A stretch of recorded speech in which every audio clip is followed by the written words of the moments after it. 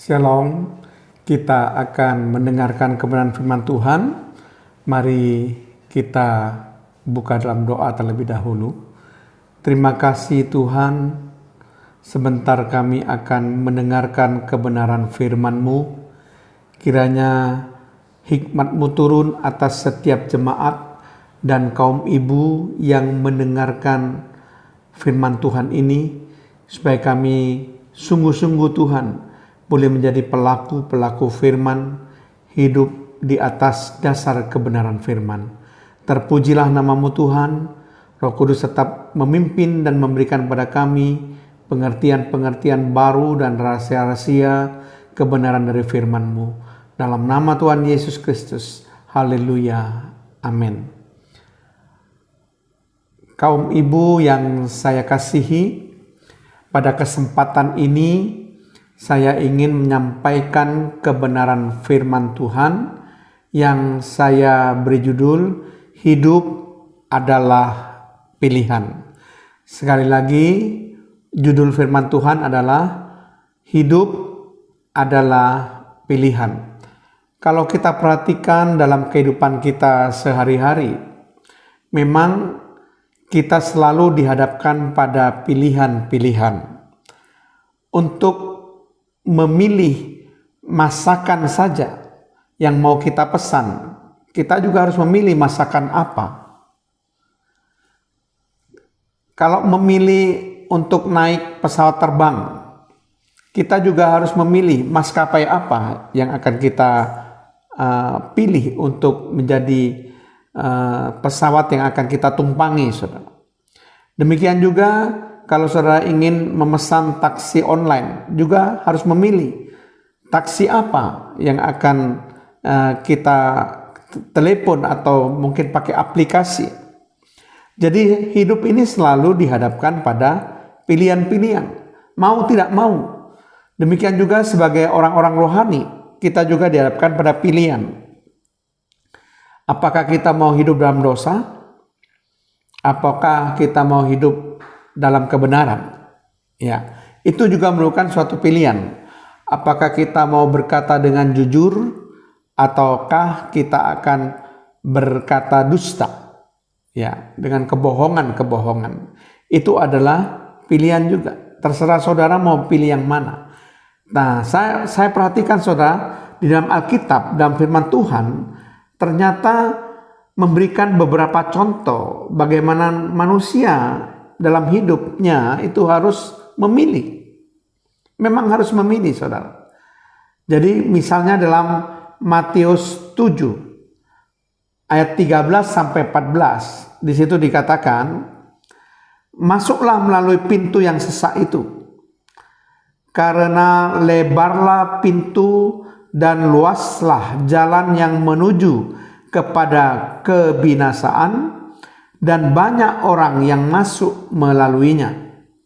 14, karena sesaklah pintu dan sempitlah jalan yang menuju kepada kehidupan, dan sedikit orang yang mendapatinya.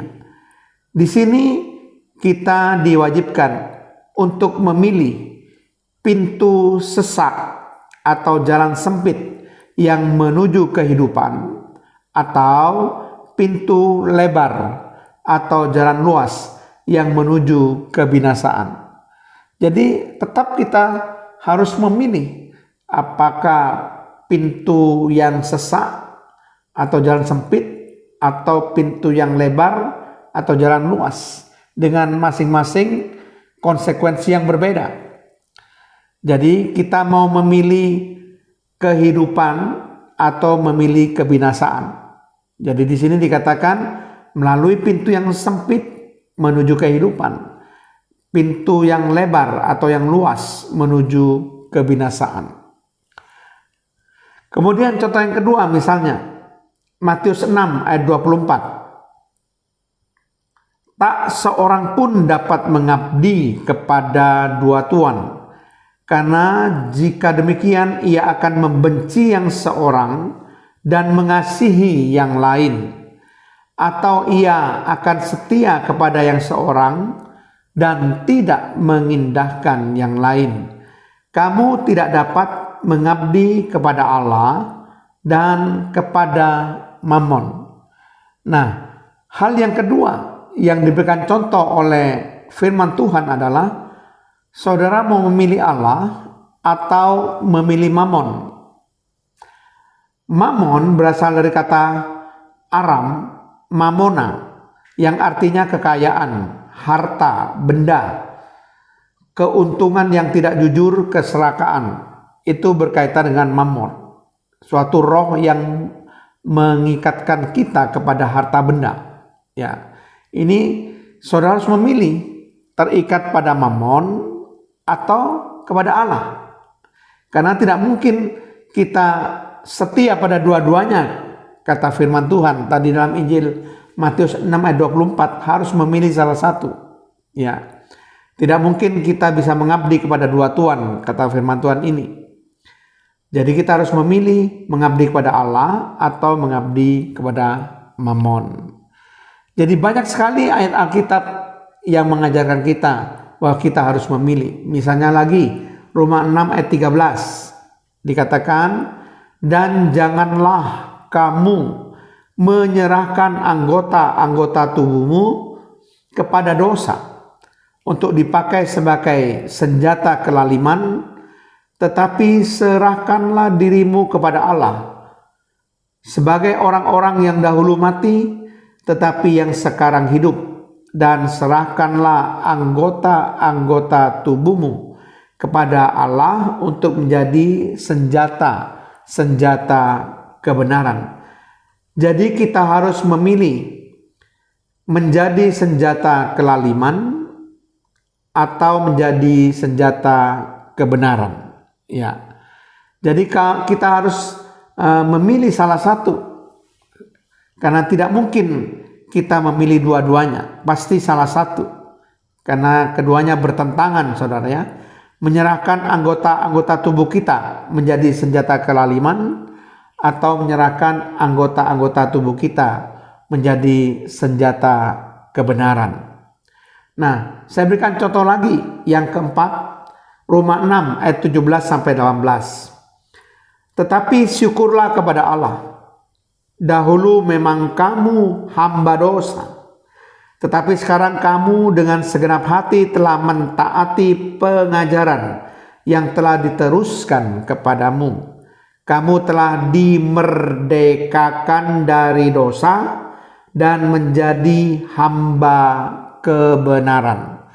Jadi di sini kita harus memilih menjadi hamba dosa atau menjadi hamba kebenaran.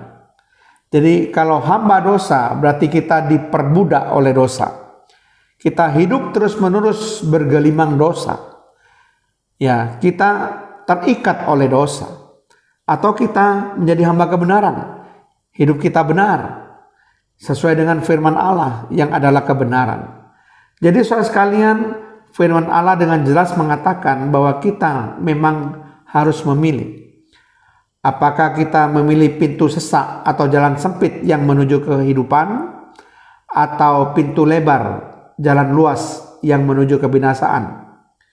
Kita harus memilih mengabdi kepada Allah atau mengabdi kepada Mammon. Kita harus memilih menyerahkan anggota-anggota tubuh kita menjadi senjata kelaliman atau menjadi senjata kebenaran. Kita harus memilih menjadi hamba dosa atau menjadi hamba kebenaran, diperbudak oleh dosa atau kita melakukan kebenaran sebagai pelaku-pelaku kebenaran. Jadi kita harus memilih dalam hidup kita, karena itu menentukan apakah hidup kita berakhir dengan kebinasaan atau berakhir dengan kehidupan kekal. Pilihan kita akan menentukan akhir nasib kita. Nah, saudara sekalian, saya akan berikan 3 contoh tokoh-tokoh yang memberikan pilihan ya yang baik, saudara ya, sehingga hidupnya itu betul-betul berkenan di hadapan Tuhan ya. Contoh yang pertama, tokoh Yosua. Di dalam Yosua 24 ayat 15 dikatakan, tetapi jika kamu anggap tidak baik untuk beribadah kepada Tuhan, pilihlah pada hari ini kepada siapa kamu akan beribadah. Allah yang kepadanya nenek moyangmu beribadah di seberang sungai Efrat, atau Allah orang Amori yang negerinya kamu diami ini. Tetapi aku dan seisi rumahku, kami akan beribadah kepada Tuhan. Nah, di sini saudara, Yosua memberikan pilihan kepada bangsa Israel. Mau beribadah kepada Allah nenek moyang di seberang sungai Efrat, atau kepada Tuhan. Beribadah kepada Allah orang Amori atau beribadah kepada Tuhan. Ya, jadi di sini kita melihat bagaimana Yosua memberikan pilihan kepada bangsa Israel. Beribadah pada dewa-dewa berhala atau beribadah pada Tuhan. Dan dia menegaskan bahwa aku dan seisi rumahku, kami akan beribadah kepada Tuhan. Jadi Yosua dan seisi rumahnya memilih untuk beribadah kepada Tuhan daripada beribadah pada dewa-dewa berhala. Dan itu menentukan nasib kehidupan kita pada akhirnya. Apakah kita akan binasa atau dapat hidup kekal. Tokoh yang kedua adalah Raja Daud. Mazmur 119 ayat 30.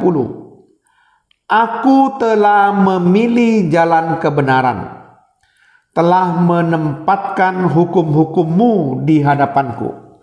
Jadi di sini dikatakan bahwa Raja Daud telah memilih jalan kebenaran dan memilih untuk menempatkan hukum-hukum Tuhan di hadapannya. Jadi saudara sekalian, sama seperti Raja Daud, kita pun juga dihadapkan pada pilihan. Apakah saudara memilih jalan kebenaran? Apakah menempatkan hukum-hukum Tuhan atau firman Tuhan di perjalanan hidup kita? Itu sebagai contoh bagaimana Raja Daud pun membuat pilihan, dan pilihannya adalah benar, saudara. Kemudian tokoh yang ketiga, Maria, Lukas 10 ayat 42. Tetapi hanya satu saja yang perlu. Maria telah memilih bagian yang terbaik, yang tidak akan diambil daripadanya. Maria memilih untuk duduk di bawah kaki Tuhan, mendengarkan firman Tuhan, mendengarkan perkataan-perkataan Tuhan Yesus, dibandingkan dengan Marta yang sibuk dengan segala pekerjaan-pekerjaan. Jadi saudara, kita harus memilih bagaimana kita akan mengarahkan hidup kita ini. Apakah saudara ingin supaya hidup saudara itu berakhir dengan baik? Pilihlah yang baik.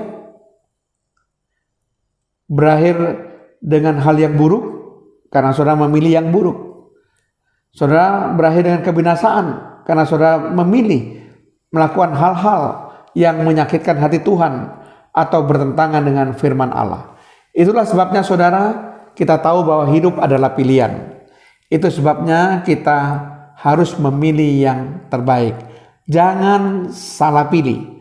Karena ketika kita salah memilih, hidup kita akan berakhir dengan tidak baik. Hidup kita berakhir dengan kebinasaan. Kita memilih hidup kekal atau binasa kekal. Kita memilih mau percaya kepada Tuhan Yesus Kristus sebagai Tuhan dan Juru Selamat kita, atau kita memilih menolak Tuhan Yesus Kristus, atau percaya kepada ilah-ilah lain, kepada berhala-berhala lain. Jadi saudara sekarang harus merenungkan dan menetapkan dengan tegas, saudara memilih yang mana. Saya harapkan kaum ibu bisa memilih yang benar, tetap tidak meninggalkan iman kepada Tuhan Yesus Kristus. Apapun tawaran yang diberikan kepada kaum ibu, mungkin tawaran yang menggiurkan, tetapi membawa kebinasaan, tetap pilihlah Yesus dan jangan pernah meninggalkan Yesus. Amin. Terima kasih Tuhan kalau hamba-Mu sudah menyampaikan kebenaran firman-Mu, biar firman-Mu ini akan mengingatkan kami Tuhan, bahwa hidup adalah pilihan dan kami harus memilih. Dan tentu yang harus kami pilih ada segala hal yang tidak bertentangan dengan firman Tuhan. Segala hal yang menyenangkan hati Tuhan. Segala hal yang sesuai dengan kehendak Tuhan. Sehingga hidup kami tidak berakhir dengan kebinasaan, tapi kami dipastikan mendapatkan kehidupan kekal. Terpujilah namamu Tuhan, di dalam nama Tuhan Yesus Kristus. Haleluya. Amin.